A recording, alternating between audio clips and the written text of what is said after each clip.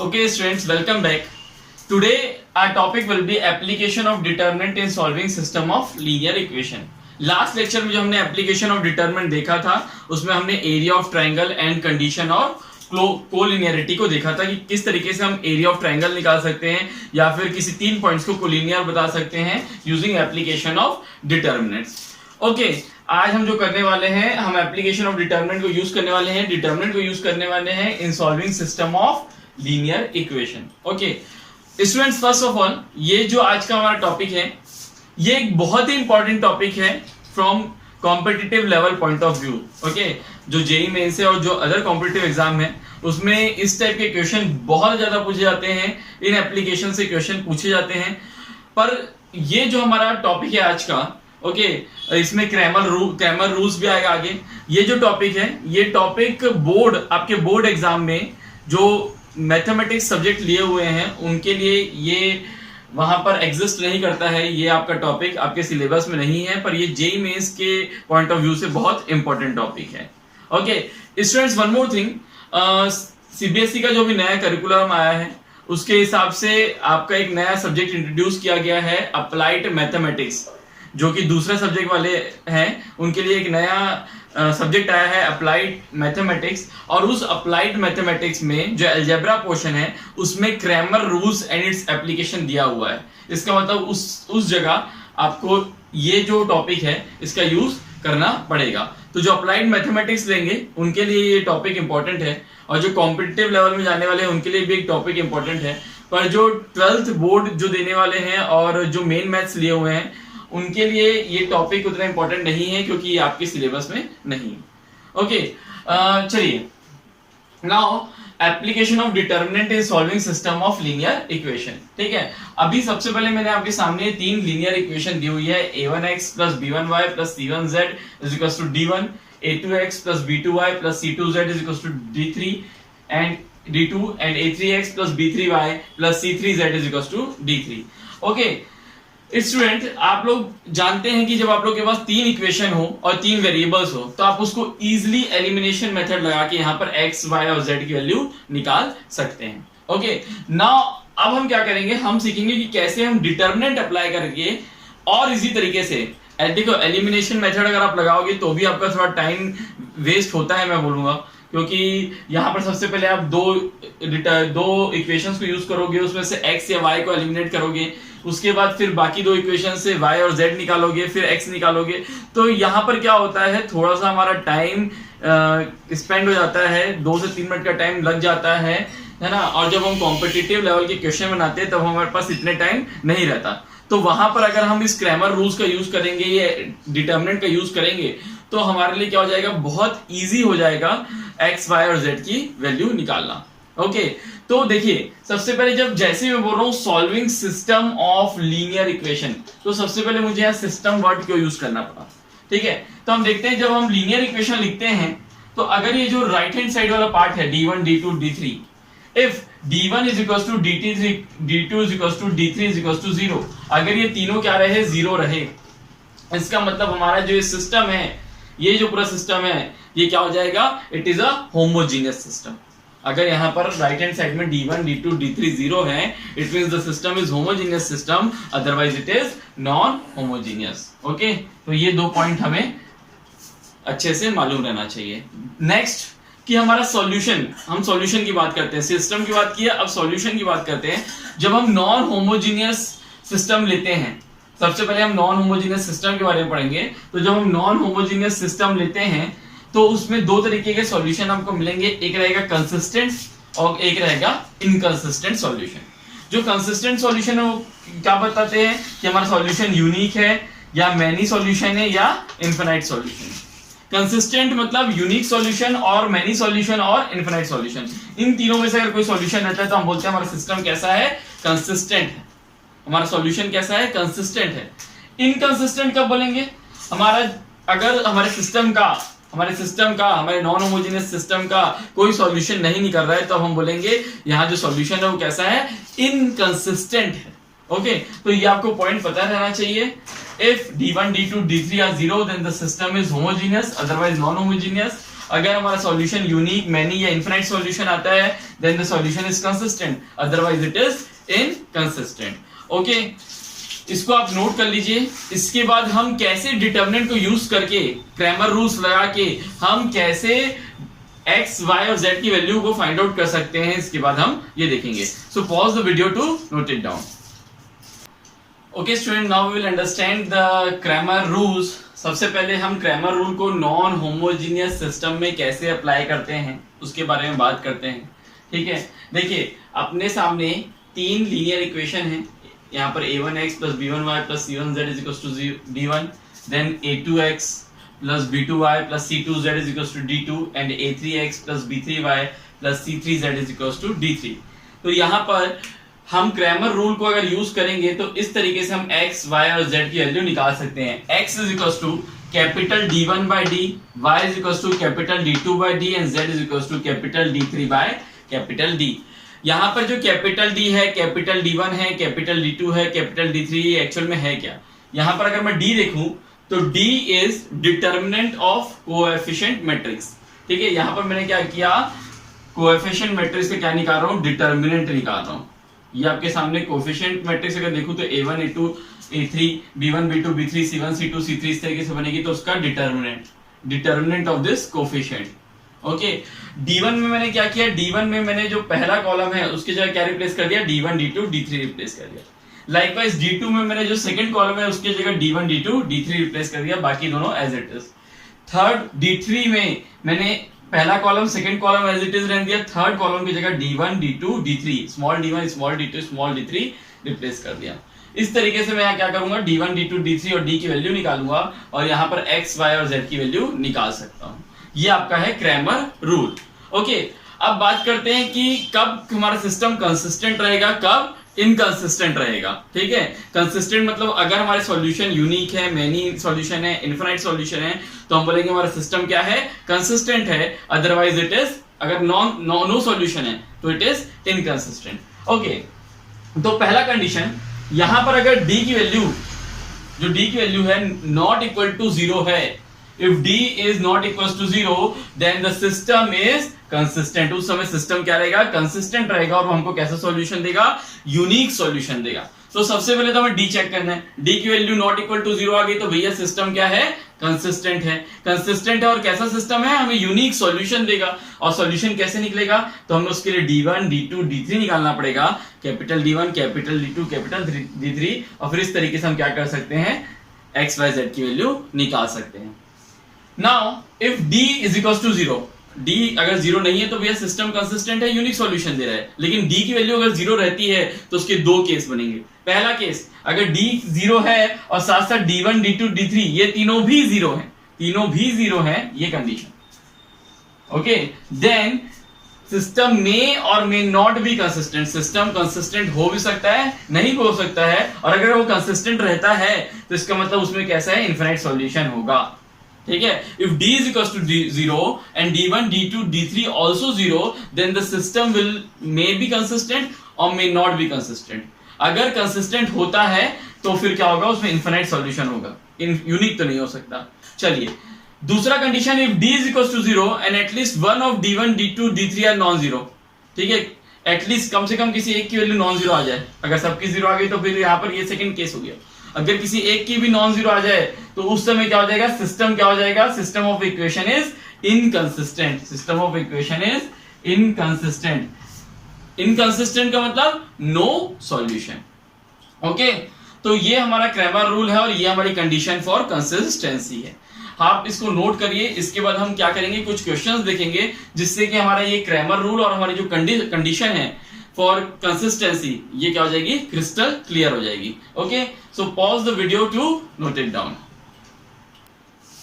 Okay students, जो हमारे सामने सबसे पहला क्वेश्चन है उसमें हमें बोला जा रहा है कि solve the system of equation using Cramer's rule. हमें बोला जा रहा है कि हमें जो सिस्टम दिया गया है यूजिंग क्रैमर रूल हमें सॉल्व करना है and we have to find out the value of x, y and z। जब भी हमें इस टाइप का क्वेश्चन दे, सबसे पहला काम हमारा होगा कि हम निकालेंगे d। d क्या हो जाएगा, d is determinant of coefficient, means 5 -7 1 6 -8 -1 3 2 minus 6। Okay, सबसे पहले हम d की वैल्यू निकालेंगे। जब हम d को सॉल्व करेंगे तो यहाँ पर हो जाएगा, हमें एक्सपांशन ऑफ डिटरमिनेंट हमने ऑलरेडी पढ़ चुका है। जब हम इसको एक्सपांड करेंगे तो इसका एक्सपांशन आएगा 5 into 48 plus 2, then minus of minus 7 which is plus 7, and then 6 into 6 minus 36 plus 3 and plus 1, 6 into 2 12 plus 24। Okay, तो इसको सॉल्व करने पे जो हमारे सामने आंसर आएगा वो है 55।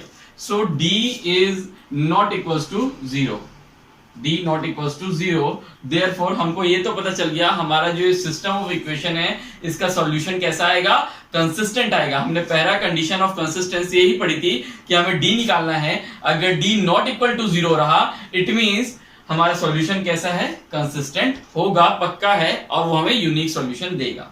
ओके, बाकी दो केस क्या थे, बाकी दो केसेस में d इक्वल टू 0 होता था, तो यहाँ पर d नॉट इक्वल टू 0, इसका मतलब कंसिस्टेंट सॉल्यूशन रहेगा एंड हमें यूनिक सॉल्यूशन मिलेगा। Now we have to find out d1। तो हमने यहाँ पर क्या किया, कॉलम 1 की जगह 11, 15 और 7 डाला, 11, 15 and 7, the rest is same, -7, -8, 2, 1, -1, 6। मैं इसको सॉल्व नहीं कर रहा हूँ, डायरेक्टली आंसर लिख दे रहा हूँ। आप सबको एक्सपांशन रूल लगाना आता है, इसको आप एक्सपांशन रूल लगा के या प्रॉपर्टी अप्लाई करके सॉल्व कर सकते हैं। तो यहाँ पर d1 की वैल्यू आएगी 55। वैसे ही हम d2 निकालने के लिए जो कॉलम 2 है, यहाँ पर -7, -8 और 2, इसको रिप्लेस कर देंगे 11, 15 और 7 से। The rest will be same, तो यहाँ पर हो जाएगा 5, 6, 3 और इसकी जगह आ जाएगा 11, 15, 17, 1, -1, -6। So the value of determinant d2 determinant की वैल्यू हो जाएगी -55। ओके, नाउ d3 को निकालने के लिए हम कॉलम 3 को रिप्लेस करेंगे 11, 15 और 7 से। तो यहाँ पर हो जाएगा 5, 6, 3, -7, -8, 2, 11, 15, 7। तो हमारी जो d3 की वैल्यू आएगी वो है -55। Okay, now x is equals to d1 by d। तो यहाँ पर देख सकते हैं हो जाएगा 55/55 is equals to 1। y is equals to d2 by d। तो यहाँ पर हो जाएगा -55/55 which is also equals to -1। z is equals to d3 by d। d3 is equals to -55, तो आंसर विल बी -1। तो हमारी x की वैल्यू आ गई 1, y is equals to -1 and z is equals to -1। So this is the solution of this system of equation। हमारी x की value 1 है, y की value -1 है और z की वैल्यू -1 है। तो इस तरीके से हम बहुत ही इजीली इसमें x, y और z की वैल्यू निकाल दिए। हमें एलिमिनेशन मेथड लगाने जाते हैं तो हमें यहाँ पर टाइम लगता। ओके, अगर आपको डिटरमिनेंट इजीली सॉल्व करना आता है, आपका मैथमेटिक्स बहुत फास्ट है, कैलकुलेशंस बहुत फास्ट है, तो आप इसको करके बहुत इजीली x, y, z की वैल्यू निकाल सकते हैं। Okay, so students note it down, then we will move to the next question. Okay students, जो हमारा नेक्स्ट क्वेश्चन है उसमें हमें फिर से एक सिस्टम ऑफ लीनियर इक्वेशन दिया गया है एंड हमें बोला जा रहा है कि solve the following system of equation using Cramer rule. तो जब हम ये सिस्टम ऑफ इक्वेशन को देखते हैं और इसमें क्रैमर रूल अप्लाई करते हैं तो सबसे पहला काम रहता है वो रहता है हम d निकालें। जब हमने d की वैल्यू निकाला तो यहाँ पर हमारा आंसर आया 0। ओके, मैं ये क्वेश्चन आप लोग को इसलिए बता रहा हूँ क्योंकि ये सेकंड केस वाला क्वेश्चन है और इसमें हमें इनफिनिट मेनी सॉल्यूशन मिलेगा एट द एंड। ठीक है, तो हमें पता चलेगा कि हमें इनफिनिट मेनी सॉल्यूशन वाले को कैसे निकालना है। ठीक है, तो यहाँ हमने देखा कि d की वैल्यू 0 आ रही है। जब हमने d1, d2, d3 निकाला वो भी हमारा 0 आ रहा है। ठीक है, अब हमारा जो सेकंड केस बोलता था कि if d is equals to 0 and d1 is equals to d2 is equals to d3 is also equal to 0, then the system may or may not be consistent। और अगर consistent आ भी जाता है तो इसमें क्या रहेगा, इनफिनाइट मेनी सॉल्यूशन रहेगा। ठीक है, अब हम कैसे बताएं कि हमारा सिस्टम कंसिस्टेंट है कि इनकंसिस्टेंट है। तो हम यहाँ पर क्या करेंगे, जो हमारा ये हमको दिया गया सिस्टम ऑफ इक्वेशन है, हम यहाँ पर मान लेंगे कि z की वैल्यू क्या है, k। ठीक है, जब हम z की वैल्यू को k मान लेंगे तो यहाँ पर हम दो इक्वेशन को देखें तो यहाँ हम लिख सकते हैं x + y = 1 - k। और सेकंड इक्वेशन में हम लिख सकते हैं x plus 2y is equals to 4 minus of 3k। Okay, 4 minus 3k। हमने क्या ले लिया यहाँ पर हमने ले लिया, सिंस हमने मान लिया z is equals to k where k is any real number, k is any real number. ठीक है, तो यहां पर हम क्या करेंगे, ये जो हमारे पास दो इक्वेशन आई है, this is equation number 1 and this is equation number 2, हम इन दोनों को क्या करेंगे, एलिमिनेशन मेथड लगा के सॉल्व अगर करेंगे तो हमारे पास, हम इसको एलिमिनेशन मेथड अगर लगा के सॉल्व करेंगे तो हमारे पास x की वैल्यू आ जाएगी और क्या आ जाएगी, y की वैल्यू आ जाएगी। जब हमने यहाँ पर एलिमिनेशन मेथड लगाया, लाइक सपोज मैं इसको 2 से इनटू कर देता हूँ या फिर इसको x माइनस कर देते हैं दोनों इक्वेशन को। ओके, तो जब हम माइनस करेंगे दोनों इक्वेशन को तो हमारे पास आ जाएगा minus y is equals to 1 minus 4 minus 3, okay, minus k plus 3k is equals to 2k।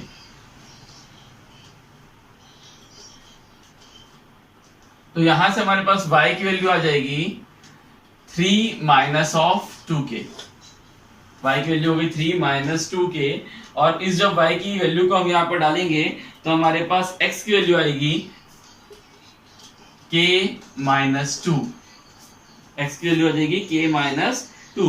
Okay, तो यहां हम देखेंगे हमारी z की वैल्यू जो हमने k लिया, when z is equals to k then y is equals to 3 minus 2k and x is equals to k minus 2, where k क्या है, k is any real number। तो यहाँ हमें दिख रहा है कि हम जब z की जगह k की कोई भी वैल्यू डालते जाएंगे तो यहाँ पर x की वैल्यू और y की वैल्यू भी हमें मिलती जाएगी।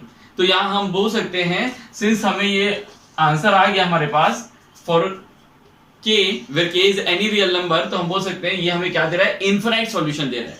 हम k की वैल्यू को कोई भी रियल नंबर डालते जाएंगे, z की वैल्यू हमें मिलती जाएगी और उससे हमें x भी मिलते जाएगा और y भी मिलते जाएगा।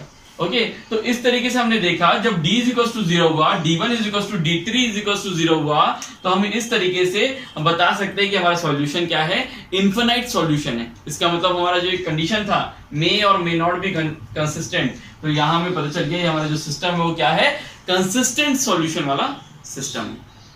अच्छा, इसकी ये कंडीशन कब फुलफिल होती कि ये कंसिस्टेंट नहीं रहता। लेट सपोज अगर यहां पर z की वैल्यू k डाला, जब मैंने z की वैल्यू को k डाला, यहां पर जब z की वैल्यू को k डाला, तो अगर मेरी दो लाइन जो दो इक्वेशंस मिलती, ये दोनों लाइन की इक्वेशन है, ये जो दोनों इक्वेशन मुझे मिलती, अगर ये पैरेलल लाइन की इक्वेशन रहती, लेट सपोज ऐसा इक्वेशन रहता है a1x plus b1y is equals to plus lambda is equals to 0 and a1x plus b1y plus c is equals to 0। हम जानते हैं कि जब दो पैरेलल लाइन की इक्वेशन हमारे सामने रहती, तो यहां हम x और y की वैल्यू नहीं निकाल सकते क्योंकि दोनों कहीं पर इंटरसेक्ट नहीं हो रही है। ठीक है, तो हम उस कंडीशन में क्या बोलते हैं, उस कंडीशन में बोलते हैं कि हमारा कोई भी सॉल्यूशन नहीं आ रहा है, हमारे पास कोई भी सॉल्यूशन नहीं आ रहा है। अगर ये दोनों लाइन पैरेलल लाइन की इक्वेशन रहती तो यहाँ पर x और y की वैल्यू को हम सॉल्व नहीं कर सकते थे, x और y की वैल्यू नहीं निकाल सकते थे, उस समय हमारा जो सॉल्यूशन रहता वो क्या रहता, इनकंसिस्टेंट रहता। पर यहाँ पर अभी हमारे पास z की वैल्यू k डालने पे x और y निकल के आ रहा है, तो हम बोल सकते हैं हमारा सॉल्यूशन कैसा है, कंसिस्टेंट है and giving infinite solutions. Okay, so ये जो कंडीशंस था ये इनफिनाइट सॉल्यूशन वाला कंडीशन था। So students please note it down, then we will move to our next question. Okay students, now we will see our next question. हमारा जो next question है, हमें बोला गया है find the value of a and b if the system of equation. हमें system of equation दिया गया है, हमें यहाँ जो a है और ये जो b है इसकी वैल्यू क्या निकालना है, फाइंड आउट करनी है। सबसे पहला जो कंडीशन दिया गया है, बोला गया है इसकी वैल्यू फाइंड आउट करनी है, system is unique solution. Okay, हमें a और b की वैल्यू निकालनी है और ये इक्वेशन दिया गया है, बोल रहा है पहला कंडीशन है a और b निकालने के लिए कि हमारा जो सिस्टम ऑफ इक्वेशन है कैसा है, यूनिक सॉल्यूशन दे रहा है। ओके, सबसे पहला काम हम जो करते आए हैं वही करेंगे। सबसे पहले हम d की वैल्यू निकालेंगे, तो d की वैल्यू को इसको, ये जो हमारा कोफिशिएंट डिटरमिनेंट है, कोफिशिएंट ऑफ डिटरमिनेंट, इसको जब हम सॉल्व करेंगे तो a - 2 b - 3 आएगा। जब हम d1 निकालेंगे तो हमारा a - 2 × 4b - 15 आएगा, d2 की वैल्यू 0 आएगी और d3 की वैल्यू a - 2 आएगी। Okay, now for unique solution, ठीक है, फॉर यूनिक सॉल्यूशन हम जानते हैं कि d should not be equals to 0, d की वैल्यू नॉट इक्वल्स टू 0 रहनी चाहिए। ओके, तो मैं यहां से देख सकता हूं कि d की वैल्यू 0 कब हो सकती है, जब a माइनस 2 b माइनस 3 क्या हो, नॉट इक्वल्स टू 0। ठीक है, इसका मतलब ये भी नॉन जीरो होना चाहिए और ये भी नॉन जीरो होना चाहिए। It means a not equals to 2 and b not equals to 3। जब a 2 नहीं रहेगा और b 3 नहीं रहेगा, अगर मैं a की जगह 2 डाल दिया तो 0 हो जाएगा, b की जगह 3 डाल दिया तो भी 0 हो जाएगा। It means a should not be equals to 2 and b should not be equals to 3, then we can see that d will not be equals to 0, और अगर d नॉट इक्वल्स टू 0 है then we will get unique solution. तो हमारा जो पहला condition है, a की value could be any real number other than 2 and b की value could be any real number other then 3 for unique solution. हमें पहला हमारा जो केस था वो मिल गया। नाउ हमारा जो दूसरा क्वेश्चन है, उसी में हमारा दूसरा क्वेश्चन है, हमें a और b की वैल्यू निकालनी है if the system has infinitely many solution. दूसरा कंडीशन है इनफिनाइटली मेनी सॉल्यूशन। जब हमारा इनफिनाइटली मेनी सॉल्यूशन आ रहा है उस समय हमें a और b की वैल्यू निकालनी है। तो इनफिनाइटली मेनी सॉल्यूशन का जो कंडीशन है वो है कि d is equals to 0 and d1 is equals to d2 is equals to d3 should also be equals to 0। d भी 0 होना चाहिए और d1 d2 d3 भी 0 होना चाहिए। तो हम देखेंगे यहाँ पर हमारे पास क्या क्या कंडीशन बन रही है। d is equals to 0, it means a minus 2 b minus 3 is equals to 0। d1 is equals to 0, d1 is equals to 0, it means a minus 2 4b minus 15, a minus 2 4b minus 15 is equals to 0। d2 की value तो already 0 है and d3 की value 0 जब होगी जब a minus 2 is equals to 0 होगा। तो जब मैं इन तीनों केसेस को देखूंगा, इन तीनों कंडीशन को देखूंगा और मुझे तीनों को 0 के बराबर करना है, तो मुझे किसको 0 a को 2 के बराबर करना पड़ेगा। यहाँ आप देख सकते हो सब में एक ही चीज कॉमन है, a minus 2 a minus 2 a minus 2। अगर मैं b को 3 के बराबर रखता तो ये 0 हो जाता, पर ये 0 नहीं होता और ये भी 0 नहीं होता। ठीक है, अगर मैं यहाँ b की जगह कुछ और वैल्यू डाल देता जिससे कि ये 0 हो जाए पर उससे ये 0 नहीं होता, ये 0 नहीं होता। तो मुझे अगर तीनों को 0 करना है it means a should be equals to 2। Okay, so to get infinitely many solution b could be any real number, b की वैल्यू कुछ भी हो सकती है but a should be equals to 2। a की वैल्यू 2 होना चाहिए, b की वैल्यू कुछ भी हो सकती है for getting infinitely many solution. और जब हमारा थर्ड केस है, ओके, हमें थर्ड केस में दिया गया है नो सॉल्यूशन, नो सॉल्यूशन। तो जब हम थर्ड केस को देखेंगे, थर्ड केस के लिए हमें नो सॉल्यूशन के लिए भी d इज इक्वल्स टू 0 चाहिए एंड एटलीस्ट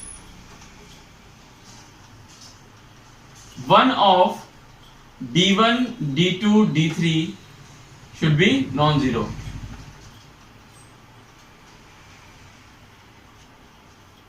ठीक है, तो सबसे पहले अगर d 0 चाहिए इसका मतलब a minus 2 and b minus 3 should be equals to 0। तो यहां देख सकता हूं मैं पहले केस में अगर मैं a इक्वल टू 2 कर दिया तो मेरे पास d भी 0 हो जाएगा, d1 भी 0 हो जाएगा, d2 भी 0 हो जाएगा, d3 भी 0 हो जाएगा। पर मुझे तो सिर्फ d को 0 करना है, सबसे मेन काम ये है। तो अगर मुझे सिर्फ d को 0 करना है तो b की जगह मैं 3 पुट कर देता हूं। जब b की जगह 3 पुट करूंगा तो देखूंगा मेरा जो d3 आ रहा है, सॉरी d2 है, सॉरी यहाँ पर d1, ये d1 जो है ये क्या है, नॉन जीरो हो जाएगा। अगर मैं b is equal to 3 put करूंगा तो मैं देखूंगा ये जो मेरा d3 की वैल्यू है वो भी क्या हो जाएगी, नॉन जीरो हो जाएगी। तो for b is equal to 3 and a could be any real number, मेरा सॉल्यूशन कैसा रहेगा, नो सॉल्यूशन रहेगा। ठीक है, तो यहाँ पर अपने पास तीनों केसेस बन गए और तीनों केस में हमें पता चल गया कि a की वैल्यू क्या रहेगी और b की वैल्यू क्या रहेगी। इस तरीके से आप इस टाइप के प्रॉब्लम को सॉल्व कर सकते हो। इस टाइप के प्रॉब्लम आपको कॉम्पिटिटिव एग्जाम में देखने को बहुत बार मिलेंगे। Okay, so students note it down, then we will move to the solution of homogeneous system. हम होमोजेनियस सिस्टम का सॉल्यूशन कैसे करेंगे इसके बाद हम देखेंगे। Okay, so note it down. Okay students, now we are going to do solution of homogeneous system. Okay, अब हमारे पास सामने ये जो सिस्टम दिया गया है, it is homogeneous system since the value of d1 d2 d3 is 0। Okay, तो अब जब मुझे d निकालना है तो d की वैल्यू हो जाएगी ये। Okay, d1 is equal to this, तो यहाँ देख सकता हूँ मैं जो पूरा कॉलम है क्या हो गया, 0 हो गया। And according to property we know that कि जब किसी भी रो या किसी भी कॉलम के पूरे एलिमेंट्स अगर जीरो हैं then the value of determinant will be zero. तो यहाँ पर इस D1 की वैल्यू जीरो हो गई। सिमिलरली D2 और D3 की वैल्यू भी जीरो हो जाएगी। ओके, सो यहाँ पर हम देख रहे हैं कि अगर D not equal to zero रहता है, सिर्फ एक ही चीज नॉट इक्वल टू जीरो रह सकती है, वो है D, क्योंकि D1 D2 D3 तो क्या है, जीरो है। So if D not equal to zero then system has unique solution. उस समय सिस्टम का सॉल्यूशन कैसा है, यूनिक सॉल्यूशन है। It means x is equal to y is equal to z is equal to zero. ये ऐसा क्यों हुआ, क्योंकि हम जानते हैं x इज इक्वल टू क्या होता है, D1 by D, y is equal to D2 by D and z is equal to D3 by D। तो अगर यहाँ पर D नॉन जीरो रहता है, D1 D2 D3 तो जीरो रहेगा, तो उस समय x equal to y is equal to z is equal to zero होगा, और उस समय हमें क्या मिलेगा, यूनिक सॉल्यूशन मिलेगा, जिसका सॉल्यूशन ये रहेगा। इसी को हम बोलते हैं ट्रिवियल सॉल्यूशन। ओके, कि हमारा D की वैल्यू क्या आ रही, नॉन जीरो आ रही है, तो हमें क्या मिल रहा है उस समय, सिस्टम ऑफ सॉल्यूशन क्या मिल रहा है, x is equal to y is equal to z is equal to zero, और उसे हम बोलते हैं trivial solution. If D is equal to zero then system has infinite solution. अगर D की वैल्यू जीरो होती है तो उस समय सिस्टम को इनफिनाइट सॉल्यूशन मिलेगा, जिसे हम नॉन ट्रिवियल या नॉन जीरो सॉल्यूशन बोलते हैं। ओके, सबसे पहला एग्जांपल हम देखते हैं जिसमें हमें ट्रिवियल सॉल्यूशन मिल रहा है। यहाँ पर हमें सिस्टम ऑफ इक्वेशन दिया गया है और हमें इसे सॉल्व करना है। तो जब मैंने D की वैल्यू निकाला, ये होमोजेनियस सिस्टम है, जब मैंने D की वैल्यू निकाला तो मुझे आंसर मिला 46 which is not equals to 0, so I can clearly see that मेरा जो आंसर है वो क्या हो जाएगा, x is equals to y is equals to z is equals to 0, या फिर मैं यहाँ पर ये भी बोल सकता हूँ, it is trivial solution। Competitive exam में पूछा जाता है कि ट्रिवियल सॉल्यूशन है कि नॉन ट्रिवियल सॉल्यूशन है, तो मैं बता सकता हूँ ये क्या है, ट्रिवियल सॉल्यूशन है। Okay, now we will see the next case which will be of non trivial solution, जहां हमें इनफिनिट सॉल्यूशन मिलेंगे। Okay, till then note it down, then we will move to that case. Okay students, now we will see the next case which will be of non-trivial solution। non-trivial solution का case देखते हैं। हमारे सामने फिर से एक system of equation दिया गया है जो कि एक होमोजेनियस सिस्टम ऑफ इक्वेशन है। जो हमने D की वैल्यू निकाली, कैपिटल D की वैल्यू निकाली which is determinant of coefficient, तो उसकी वैल्यू जीरो आ गई। अगेन यहाँ पर अब केस बनता है कि ये इनफिनाइट सॉल्यूशन देगा, तो हम इनफिनाइट सॉल्यूशन को निकालने के लिए क्या करेंगे, Z की वैल्यू को हम ले लेंगे K। हम मान लेंगे let suppose z is equal to k, और इसको जब हम शुरू की दो इक्वेशन में डालेंगे तो हमारे पास आएगा x plus y is equal to k and x minus 2y is equal to minus k। Okay, और जब हम इन दोनों इक्वेशंस को सॉल्व करेंगे, this is equation number 1 and this is equation number 2, जब हम इनको सॉल्व करेंगे तब हमारे पास आएगा 3y is equal to 2k। This implies y is equals to 2k by 3, और जब y की वैल्यू 2k by 3 रहेगी, it means that is x is equals to k by 3। तो यहां से हम देख सकते हैं for z is equals to k, x is equals to k by 3 and z is equals to x is equals to k by 3, x is equals to k by 3 and y is equals to 2k by 3। तो इस तरीके से हमें infinite solution मिल गया। k could be any real number, यहाँ पर मैं k की वैल्यू कुछ भी डालूंगा रियल नंबर, तो मुझे x की वैल्यू मिल जाएगी और y की वैल्यू भी मिल जाएगी। तो this is the case of infinite solution. Okay students, note it down, then we will see the last question of the Cramer rules based on this homogeneous system. Okay, so pause the video to note it down. Okay students, जो आज का हमारा last question है उसमें हमें दिया गया है if A B C are distinct number, A B C distinct number है। ओके, एंड बोला गया ये जो सिस्टम ऑफ इक्वेशन हमें दिया गया ये कैसी है, नॉन ट्रिवियल सिस्टम है। नॉन ट्रिवियल सिस्टम है, इसका मतलब यहाँ पर जब हम D निकाल रहे हैं, कैपिटल D निकाल रहे हैं which is a square a cube plus 1 b square b cube plus 1 c square c cube plus 1, तो इस d की वैल्यू क्या जा रही है, जीरो आ रही है, since it is non trivial solution. Okay, now अगर ऐसा है तो हमें शो करना है a b c is equal to -1 है। तो हम यहाँ पर ऑलरेडी इस टाइप की डिटर्मिनेंट को हमने प्रॉपर्टीज ऑफ डिटर्मिनेंट में जो क्वेश्चन किए थे, हमने जो हमारा जो लेक्चर है question based on properties of determinant, उसमें से सॉल्व किया है। ठीक है, जब हम इसे वापस से सॉल्व करेंगे तो कुछ इस तरीके से सॉल्व होगा, a square a cube b square b cube c square c cube plus a square 1 b square 1 c square 1।